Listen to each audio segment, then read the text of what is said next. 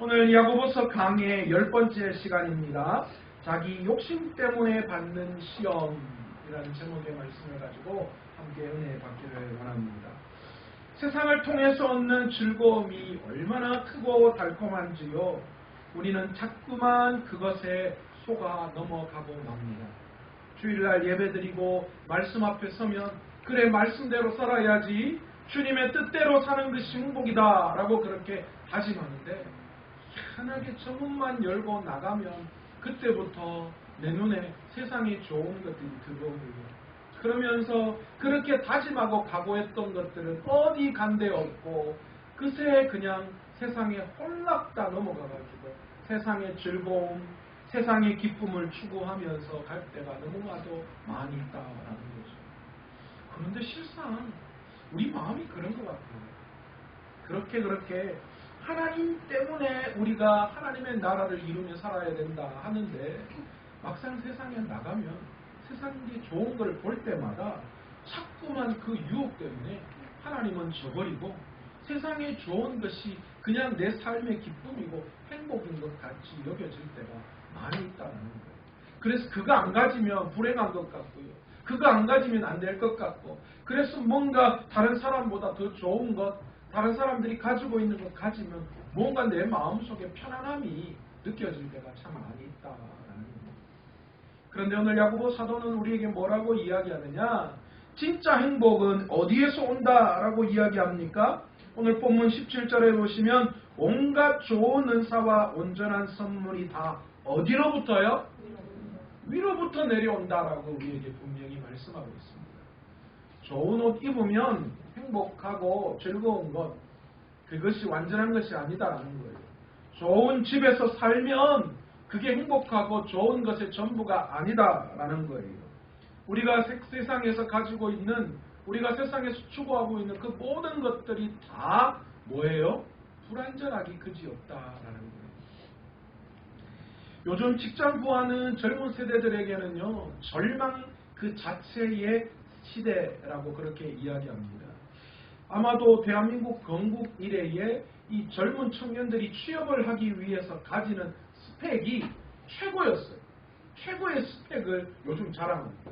기본적으로 컴퓨터 활용부터 시작해서 그 다음에 뭐 토플, 토익, 토플은 기본이고요. 이런저런 자격증들을 얼마나 많이 따는지 몰라요. 그러니까 웬만한 취업 준비하는 청년들을 보면 자격증이 기본적으로 한 3-4개들은 다 돼요. 그런데도 불구하고 어떻습니까?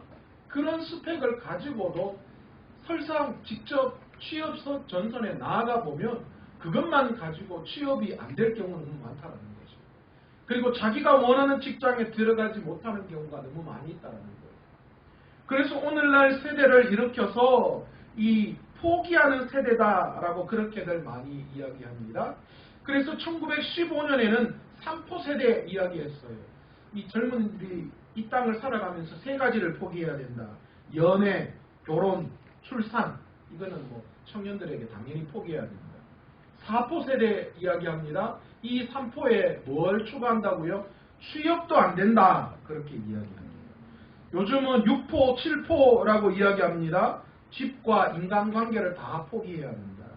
그리고 또한 꿈마저 포기해야 된다. 그러니까 청년들은 뭐 할 게 없어요. 최근에 나온 것 중에 하나, 생명까지도 포기해야 된다. 그러니까 뭐 정확한 통계인지 모르겠는데 이 청년들이요, 마포대교, 원효대교, 서강대교가 이 자살하는 다리로 굉장히 유명하다라고 하는데 1915년에 발표된 자료인데 3월부터 5월까지 120명의 청년이 거기에서 자살하려고 했어요. 그런데 그 중에 2명이 자살했어요. 그래서 거기서 사망했다고 합니다. 2019년 UN 통계에 의하면 우리나라가 청소년, 특히 청년 자살률이 1위래요. 아무리 이것들을 벗어나려고 해도 청년들이 할 방법이 없는 거예요. 2019년 2월 전국 19세에서 59세 성인 남녀를 대상으로 이민조사를 했어요. 대한민국에 살고 싶은지 아니면 이민 가고 싶은지. 그런데 그 결과가 어떻게 나오는 줄 아세요? 20대는 90%가 이민 가고 싶다. 30대는 93.2%가 이민 가고 있습니다. 그러니까 이 30대가 거의 몇 프로요? 90% 이상이 우리나라에 살고 싶지 않다. 그래서 나온 단어가 있습니다. 무슨 조선요? 헬조선. 조선이 지옥 같다라는 거예요. 더 이상 살고 싶지 않다라는 이야기까지도 나옵니다. 정말 무섭기 그지없어요. 어떻게 세상을 살아가야 하느냐? 특히 청년들은 더한 것 같아요.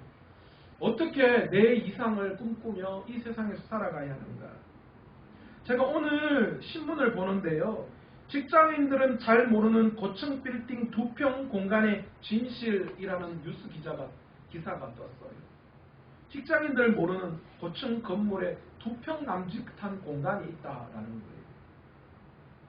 권순애 씨 66세입니다. 물론 가명입니다. 이분은 매일 새벽 3시에 일어나서 남편과 아이들의 밥을 차려주고 4시에 자신의 도시락을 싸고 첫 버스를 타고 출근을 한다고 합니다. 5시에 출근해서 그때부터 일하기 시작하는데 그가 하는 일은 빌딩 청소입니다. 일명 빌딩 청소 아줌마입니다. 한 달 내내 그가 받는 임금은 158만 원, 그러니까 최저 생계비, 최저 노동의 비용이 딱 그만큼이죠. 이 사람에게는 월차도 조퇴도 지각도 그 어떤 것도 용납되지 않습니다. 왜요? 그거 했다가는 그 자리에서 바로 더 이상 내일 출근 안 해도 좋습니다 라는 이야기가 나오기 때문입니다. 잠깐 짬을 내서 쉴 수 있는 공간이라고는 청소 도구를 모아놓는 2평 남짓한 공간이 전부다라는 거죠. 그래서 겨우 그곳에서 잠깐 쉬거나 도시락을 까먹는 그런 일들을 한다라고 합니다. 이 아주머니 이야기가 그렇습니다. 어떤 날은 도시락을 거기에서 까먹는데 민원이 들어갔다고 해요. 건물에서 이상한 냄새가 난다. 그런데 그날따라 이 국을 가지고 왔는데 국이 쉬어버린 거예요. 상했어요. 그래서 냄새가 났던 거예요.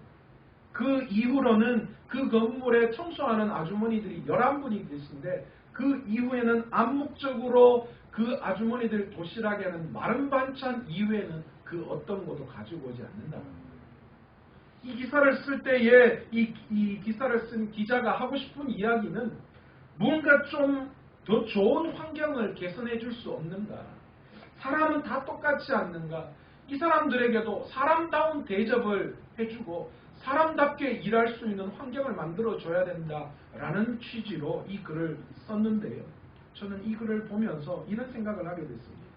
세상이 얼마나 사단의 조정을 받고 있는지, 세상이 얼마나 우리의 눈을 왜곡하고 있는지를 보여주는 거예요.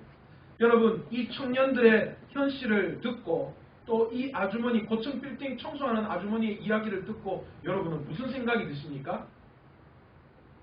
나는 저렇게 절대 안 산다. 그런 생각 안 드세요? 아니면 정말 불쌍하다. 그 생각 안 드세요? 뭐가 좀 도와주고 싶다. 그런 생각 드시죠? 근데 저는 그런 생각 해봤어요. 우리가 이런 사람들을 동정하고 이런 사람들을 불쌍히 여기거나 이런 삶은 나는 안 살아야지 라는 그런 생각을 하는 이유가 어디에 있는가라는 것을 우리는 한번 훑어봐야 돼요. 우리가 이분들을 동정하거나 불쌍히 여기거나 무언가를 이야기할 때에 그 마음의 저편에는 무엇이 있습니까? 이 사람들이 세상을 가지지 못했기 때문에 이런 불행한 일들을 감당하고 있구나 라는 생각들이 우리 안에 여전히 있다는 거예요. 취업을 못하고 지옥 같은 헬조선에 살고 있는 청년들을 바라보면서 그 청년들 앞으로 너희들 어떻게 살아야 하느냐 그런 마음이 드는 것도 사실이에요. 그러나 그렇다고 다 조선을 떠나고 그렇다고 다 취업을 포기하고 그렇게 해야 되는 거예요? 아닙니다. 하나님은 분명히 우리에게 뭐라고 이야기하시느냐. 사랑하는 형제들아 속지 말라 그렇게 이야기합니다. 너희가 살고 있는 이 한국 땅이 헬조선이라고 이야기할 만큼 지옥 같은 땅이라고 할지라도 그래도 뭐하다는 거예요? 그래도 하나님이 우리와 함께 하셨을 때 살만하다라는 거예요. 그 안에서 소망이 있을 수 있다라는 거예요. 그 안에서 기쁨을 느낄 수 있고 그 안에서 하나님의 나라를 살아갈 수 있음을 우리는 알아야 돼요. 여러분, 우리가 말씀을 들으면서 그 사실을 깨닫지 못하고 계속 세상에 속아서 세상의 성공만을 바라보고 세상의 즐거움만을 바라보고 살아간다면 여러분, 우리는 절대 비참한 삶을 벗어날 수가 없어요. 오늘 야고보 선지자가 왜 이 흩어져 있는 12지파들, 그리스도 때문에 고난받고 어려움 당하고 있는 사람들에게 왜 이야기를 할까요? 너희가 속지 말라고 왜 이야기를 할까요? 너희가 지금 상황에서 예수 그리스도 때문에 힘들고 어려움을 겪을지 모르지만 그러나 뭐 하자는 거예요? 그러나 너희가 세상에 속지 말아야 할 이유는 너희가 당하는 그 모든 시험은 너희의 욕심 때문에 생기는 것이기 때문에 욕심을 버리면 뭐 한다는 거예요? 너희가 그 시험에서 벗어날 수 있고 그 욕심을 벗어나는 그 순간 우리는 뭐 할 수 있는 거예요? 하나님이 내려주시는 위에서부터 내려오는 온갖 좋은 은사와 온갖 좋은 선물을 우리가 누릴 수 있다는 거예요. 그것을 누릴 때에 우리는 뭐 하는 거예요? 하나님의 나라를 이 땅에서도 살아갈 수 있는 사람들이 될 수 있다는 것을 말씀하고 있는 거예요. 여러분, 우리가 진짜 추구하고 우리가 진짜 얻어야 할 것은 세상이 아닙니다. 내가 세상의 것을 가질 수 없었기 때문에 내가 세상의 그 어떤 것들을 가질 수 없기 때문에 불행한 게 아니에요. 내가 세상의 것을 가지기 힘들기 때문에 한국 땅을 떠나고 싶다는 마음을 가져서는 안 되는 거예요. 여러분, 이 세상이 얼마나 살만한지 몰라요. 이 세상 속에서 우리는 천국을 경험할 수 있기 때문에 살만한 거예요. 여전히 하나님이 이 땅에 우리와 함께 하시기 때문에 우리가 세상을 가지지 못했기 때문에 불행한 것이 아니라 하나님과의 관계가 제대로 성립되어지지 못했기 때문에 불행한 것이고, 그래서 우리가 하나님과의 관계가 새롭게 아름답게 정립될 때에 우리는 힘들고 어려운 세상이라 할지라도 이 땅을 살아갈 만하다라고 우리는 볼 수 있는 거죠. 우리 하나님은 어떤 분이다라고 오늘 말씀을 통하여 이야기하십니까? 그는 변함도 없으시고 회전하는 그림자도 없다. 그 말씀을 하고 계시죠. 여러분, 하나님은 빛이시고 그래서 회전하는 그림자도 없다. 이 말은 다른 말로 어떤 거예요?